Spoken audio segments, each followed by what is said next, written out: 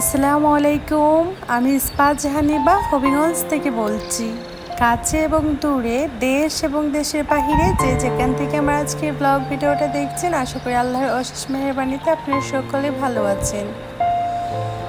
আলহামদুলিল্লাহ, আমরা ভালো আছি। নতুন একটা দিনে নতুন আরও একটা ব্লগ নিয়ে আপনাদের মাঝে হাজির হয়ে গেলাম। আশা করি আজকের ব্লগ ভিডিওটা আপনাদের কাছে কোনো না কোনো অংশ ভালো লেগে যাবে। সবাই স্কিপ না করে আমার পাশেই থাকুন। ধন্যবাদ।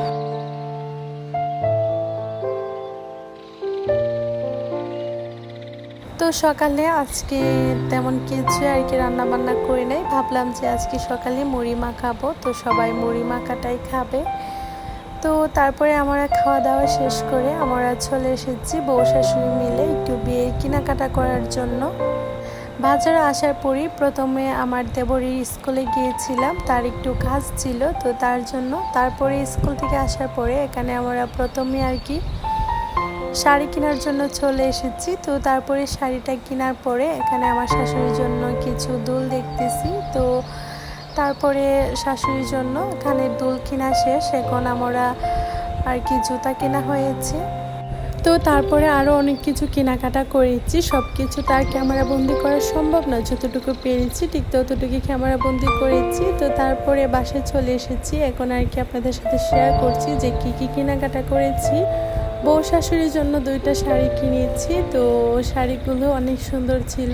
আমার জন্য আবার সুন্দর এক জোড় জুতা কিনেছি, আমার দেবরের জন্য আর কি 2 জোড় জুতা কেনা হয়েছে। তো এইগুলোই ছিল আমাদের কেনাকাটা। তো কেমন হয়েছে সবাই কমেন্টের মধ্যে জানাবেন। তো তারপরে আমি যে জামাগুলো আর কি দর্জির কাছে দিয়েছিলাম, তো সেগুলো আর কি বানানো হয়ে গেছে। তো সব কিছু আবার সুন্দরভাবে আমি গুছিয়ে রাখতেছি। তো বাজার থেকে আসার সময় কদবেল নিয়ে এসেছিলাম, তো এগুলো আর কি সবাই আমরা খাচ্ছি। তো তারপরের দিন দুপুরে এখানে দুপুরের জন্য কিছু রান্না বান্না করব। তো তারপরে আর কেনাকাটা করা শেষ করে আর ভিডিও করার এনার্জি ছিল না, তো তার জন্য আর ভিডিও টিডিও করা হয় নাই। তো এখন আর কি এই ভিডিওটা শুরু করতে যাচ্ছি দুপুরে রান্না দিয়ে।